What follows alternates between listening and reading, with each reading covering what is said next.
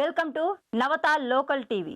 దేశంలో మైనారిటీల అనాగరికరమైన దాడులు జరుగుతున్నాయని, ముస్లిం మైనారిటీ ఐక్యంగా పోరాటం చేయాలని ఏఐఎంఐఎం జాతీయ అధ్యక్షుడు బారిస్టర్ అసదుద్దీన్ ఓవైసీ పిలుపునిచ్చారు. మంగళవారం సదాశివపేట్ ముర్షద్ దర్గా వద్ద ఏఐఎంఐఎం ఆధ్వర్యంలో ఏర్పాటు చేసిన బహిరంగ సభలో తాను మాట్లాడారు. ఈ సభలో తాను మాట్లాడుతూ మోడీ కేంద్ర ప్రభుత్వం వచ్చిన తర్వాత ముస్లిం మైనారిటీకి రక్షణ లేదని అన్నారు. ఎక్కడ చూసినా ముస్లింలను అణచివేస్తున్నారని, దేశంలో మోడీ ఉత్తరప్రదేశ్లో ఆదిత్య యోగి ముస్లింపై అణచివేత ధోరణి అమలు చేస్తున్నారని అన్నారు. యూపీ ప్రభుత్వంలో మైనారిటీ నేత అజాం ఖాన్ చంపేసిందని తెలిపారు. త్రిబుల్ తలాక్, 370 ఆర్టికల్, బాబ్రీ మస్జిద్ కూల్చివేత, బీజేపీ ప్రభుత్వం మైనారిటీలను అణచివేస్తుందని, ముస్లిం అందరూ ఐక్యతగా ఉండాల్సిన అవసరం ఉందని అన్నారు. ఖాజా నిజాముద్దీన్, గౌస్ పాషా మైనారిటీ నాయకులు ఈ కార్యక్రమంలో పాల్గొనడం జరిగింది. ఈ కార్యక్రమానికి పెద్ద ఎత్తున మైనారిటీ సోదరులు పాల్గొనడం జరిగింది.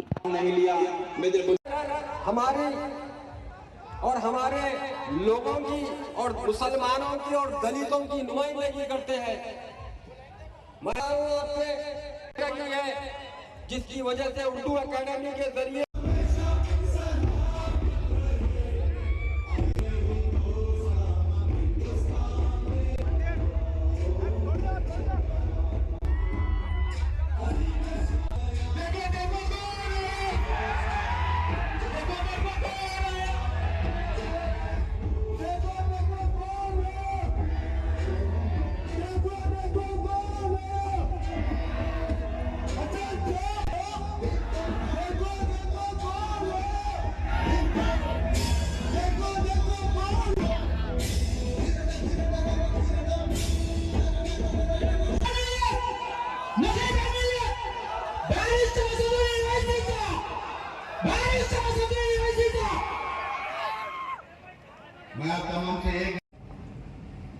हमको आके गाली दे रहे, जो मुंह को बोले जा रहे हैं, तो ये इनका काम है कि नजर रखना।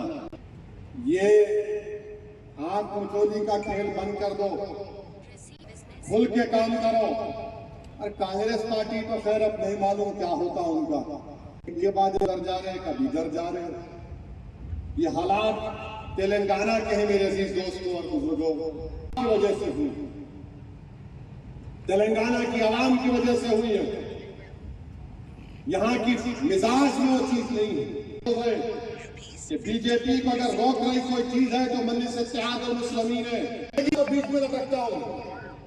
मगर सियासत में अगर हम खुदकुशी करें, मैं जाऊं आपसे मुलाकात करूं, आपसे बात करूं, आपका बेहद शुक्रिया।